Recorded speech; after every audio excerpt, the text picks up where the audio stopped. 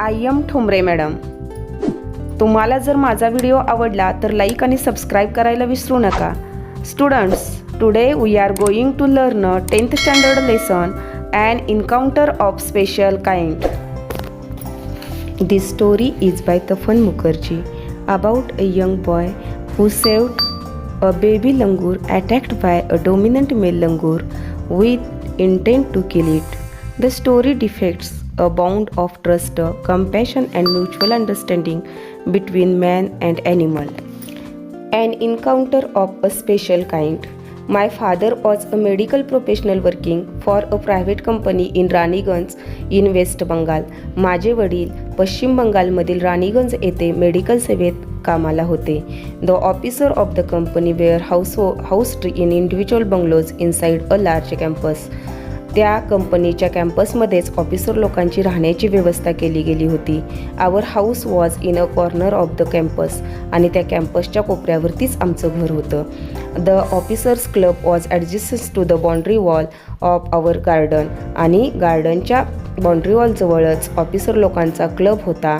The compound was luxurious with green grass, colourful flowers and a host of tall and majestic trees. आणि तेथे हिरवेगार गवत, रंगीबेरंगी फुले आणि बहरदार अशा वृक्षांनी तो परिसर बहरलेला होता.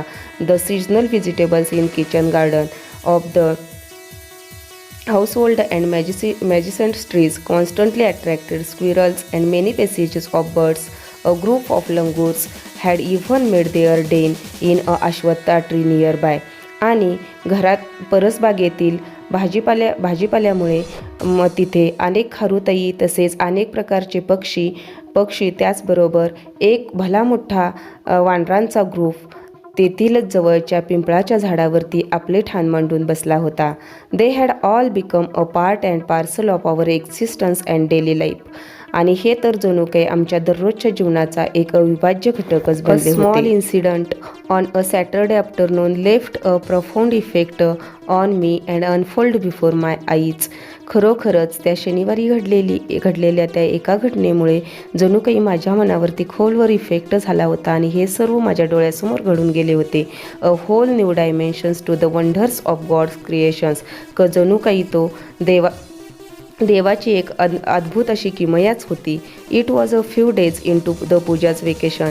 हे दुर्गापूजेच्या सुट्टीचे दिवस होते. Just like for any other child the holidays provide an opportunity for me. इतर मुलांसारखी जणू काही ही सुट्टीची सुवर्ण संधीच मला मिळाली होती. To become engrossed in various magazines and story books published specially for children in the festive season. अशा सणासुदीच्या सीझनमध्ये जे पब्लिश्ड झालेले मासिक आणि गोष्टींची पुस्तकं असतात त्याच्यामध्ये गळून जाण्याची सुवर्णसंधीच मला मिळाली होती. After a hearty lunch my parents and my younger sister lay down for an afternoon nap. दुपारच्या पेटभर जेवणानंतर माझ्या आई वडील व माझी छोटी बहीण वामकुक्षी घेण्यासाठी पहुडली होती. And I settle down with a story book. मी मात्र माझे गोष्टीचे पुस्तक वाचण्यासाठी बसलो होतो. The quiet afternoon presented the perfect backdrop for reading and adventure stories. आणि दुपारची भयानक अशी शांतता मला माझ्या साहसी कथा वाचण्यासाठी खूप अनुकूल अशी होती. The silence was occasionally broken by the sound of my family snoring. हा ज्या शांततेची भंग करणारा आवाज म्हणजे फक्त माझ्या फॅमिलीचा घोरण्याचा होता. त्याचबरोबर the intermittent chirping of house sparrows, the harsh cawing of crow, the shrill call of kite flying high above the ground. अधूनमधून चिमण्यांची चिवचिव, त्याचबरोबर कर्कश असा कावळ्याचा आवाज आणि आकाशात उडणाऱ्या घारीचा कर्कश आवाज हे जणू शांततेचा भंगच करत होते. Minutes ticked by. I become deeply absorbed in the book. काही मिनिटातच मी पुस्तक वाचण्यामध्ये अतिशय मग्न होऊन गेलो. Suddenly I heard a group of street dogs barking furiously in the distance.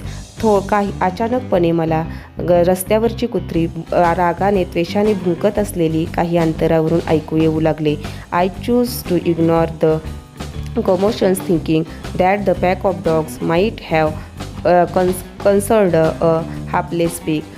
मला वाटलं की हा गोंधळ याच्यासाठी चालू असेल की काही कुत्र्यांच्या तवडी बिचारे दुर्दैवी डुक्कर सापडले असेल. But soon the barking become louder and more aggressive and the carving of flock of crows added to the cacophony. आणि त्याचबरोबर कुत्र्यांचं भुंकणं खूपच अग्रेसिव्ह झालं होतं. कावळ्याची कावकाव कर्कश झाली होती आणि या सर्वामुळे I also heard the disturbance approaching closer. Curiosity, माझी उत्सुकता वाढली की कशामुळे हा आवाज वाढला असेल.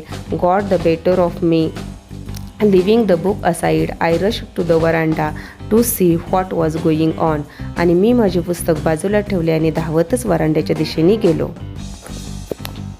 I glance towards the roof of the club house and saw something horrible. मी जेव्हा क्लब हाऊसच्या रूफवरती नजर टाकली तेव्हा मला खूप भयानक असा प्रकार दिसला. A big male langur apparently the leader of its group. एक मोठा भला मोठा नर वानर जणू काही त्या ग्रुपचा म्होरक्याच असावा. Was holding a baby langur in his hand. त्याने त्याच्या हातामध्ये एक छोटंसं वानराचं पिल्लू पकडले होते. And mercilessly beating it all over with a definite intent to kill. त्याला मारण्याच्या उद्देशाने जणू काही तो निर्दयीपणे त्याचे चावे घेत होता. The helpless mother of the baby and other lesser member of the langur group were scattered on the roof of the building nearby watching the baby being killed. त्या पिलाची केविलवाणी आई, वानरी आणि टोळीतील इतर दुर्बळ वानर आजूबाजूच्या इमारतीच्या छपरावर गोळा होऊन असहाय्यपणे पिलाचा जीव जाताना पाहत होते. I recall the terrible customs in animals clan. मला प्राण्यांच्या कळपातील एका महाभयंकर रूढीची आठवण झाली. According to which a dominant male usually does not allow another male baby or adult to survive within its group. एखादा वर्चस्व असणारा नर वानर त्या कळपातील एखाद्या नर पिलाला किंवा प्रौढ नराला सुद्धा आपल्या कळपामध्ये जगू देत नसतो. Without losing any time I gathered a stout stick in one hand and hurled a piece of stone at the मार्डविंग लंगूर. मी एकही क्षण वाया न घालवता भरभक्कम असे एका हातामध्ये काठी घेतली व दुसऱ्या हाताने एक दगड त्या भक्ष पकडणाऱ्या वानरावरती भिरकवला. The langur was so infuriated that it hardly took any notice of my assaults. तो वानर इतका हिंस्र झाला होता की त्याला माझ्या दगडाचा काहीही उपयोग झाला नाही. But then I started throwing more stones. मात्र मी नंतर अनेक दगड फेकायला सुरुवात केली. The dogs on their part raised their pitch of cry. आणि कुत्र्यांनीही त्यांचा भुंकण्याचा आवाज वाढवला. The changed circumstances and the sudden unexpected attack from unknown quarters forced the langur to drop the baby from the sloping roof of the veranda. आणि अचानक सर्व परिस्थिती बदलली. अचानकपणे झालेल्या हल्ल्यामुळे त्या वानराला छोट्याशा नरपिलाला खाली सोडून देण्याशिवाय पर्याय राहिला नाही व त्याने वानराच्या पिलाला छपरावरून सोडून दिले व तो पळून गेला. The baby was listless and appeared to be dead. ते पिल्लू निश्चल असे झाले होते जणू काही मरण पावले की काय. As its body started to slide down the excitement of the pack of dogs grew manifold at the prospect of the good kill and meal. आणि ते पिल्लू छपरावरून घसरत होते. इतक्यातच कुत्र्यांचा घोळका ॲग्रेसिव्ह झाला कारण त्यांना वाटले की आता आपल्याला आयतीच शिकार मिळाली. Keeping the dogs at the bay with the sticks. मी काठीने त्या कुत्र्यांना मागे सारले. I manage to catch hold of the baby langur's tail just as it tipped over the edge of the tiled roof. आणि रूफवरून खाली येणाऱ्या पिल्ल्याची शेपटी पकडून मी त्याला वाचवले. The baby appeared inert and lifeless. जणू काही ते पिल्लू निश्चल पडले होते. It was indeed a male baby. आणि खरोखरच ते नर पिल्लू होते. By this time my parents and sister had come out to the veranda. आणि इतक्या वेळेतच माझ्या आईवडील आणि माझी बहीण वरांड्यामध्ये आली. And were witnessing my rescue operation. आणि ते माझे बचाव कार्य पाहत होते. Some of our neighbours had also gathered in the distance. त्याचबरोबर आमचे काही शेजारीही धावत त्या ठिकाणी आले.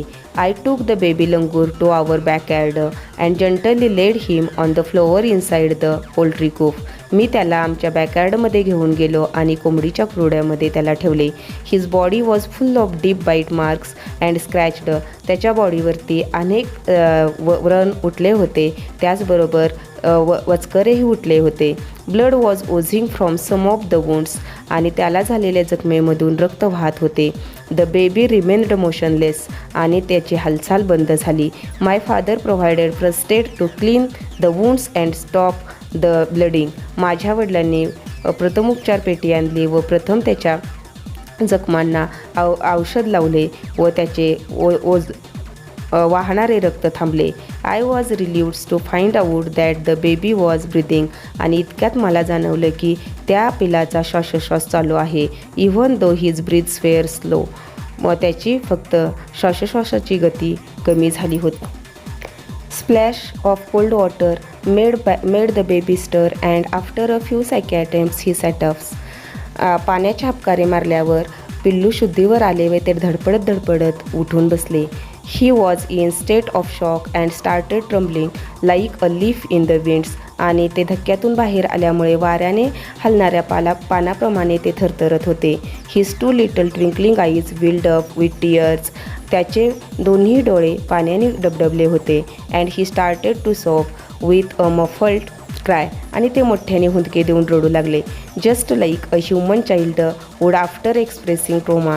जसे काही भेदरलेले माणसाचे मूल मोठ्याने रडते त्याप्रमाणे ते रडू लागले. I offered him a peeled banana which he accepted. मी त्याला केळ सोलून दिले, त्याने ते घेतले.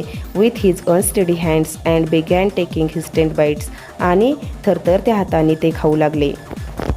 माय attention was fixed on the revival of the baby langur. माझे पूर्ण लक्ष त्या पिलाच्या बरे होण्याकडे होते. Suddenly I had an uncanny feeling of being watched. अचानकपणे माझ्यावरती कोणीतरी लक्ष ठेवून आहे अशी जाणीव मला झाली. I turned away from the coop and looked up. मी म्हणून त्या पिलाच्या खुरड्यापासून बाजूला झालो व वरती पाहिले. There sat the mother langur on our kitchen roof.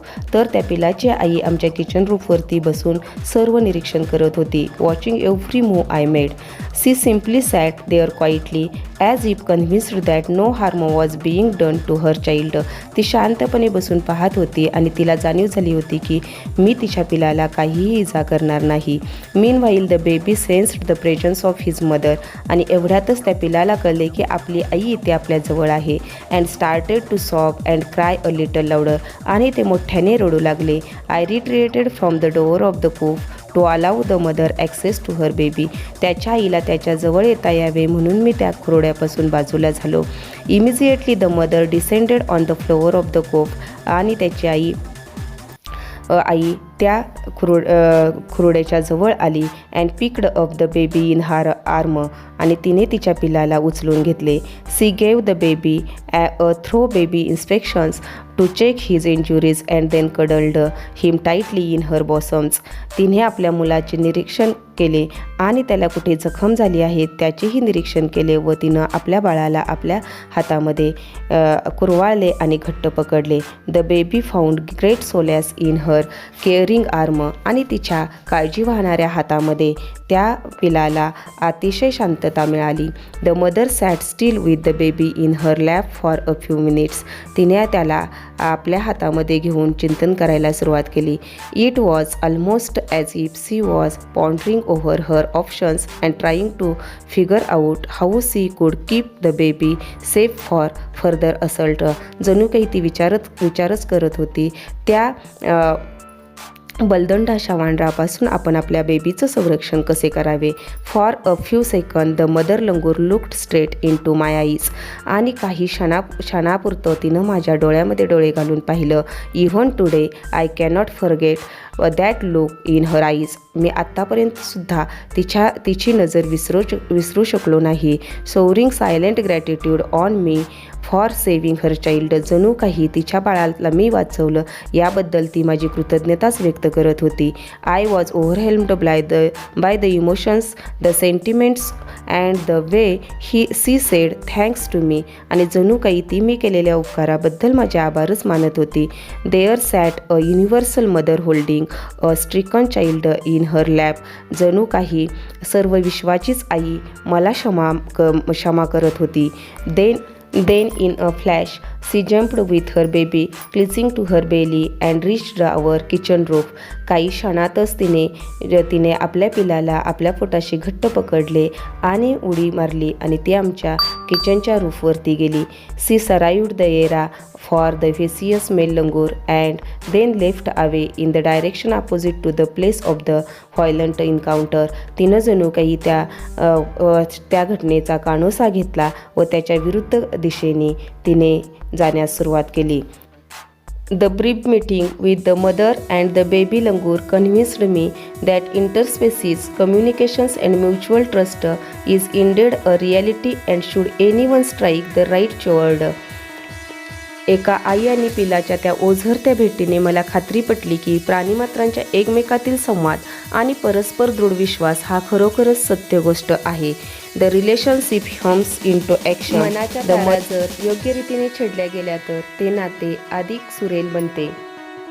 The mother langur showed me that food was not the only means of communication between man and animal, but that there were other means of establishing a bond through trust, compassion and mutual understanding. त्या वानराईने तर मला दाखवूनच दिले की मनुष्य व प्राणी यामधील संवादाचं साधन फक्त अन्न नसून त्यांच्यातील नाते दृढ होण्यासाठी परस्पर विश्वास, अनुकंपा आणि सामंजस्य यासारखे इतर अनेकही मार्ग आहेत. 55 years have passed since that day. त्या दिवसाला आता 55 वर्ष लोटून गेली आहेत. I am now 70 years old. आता मी 70 वर्षाचा आहे. But I still fondly remember that encounter of a special kind. पण त्या अविस्मरणीय भेटीची आठवण मी आजही माझ्या उराशी प्रेमपूर्वक सांभाळून ठेवली आहे. तपन मुखर्जी.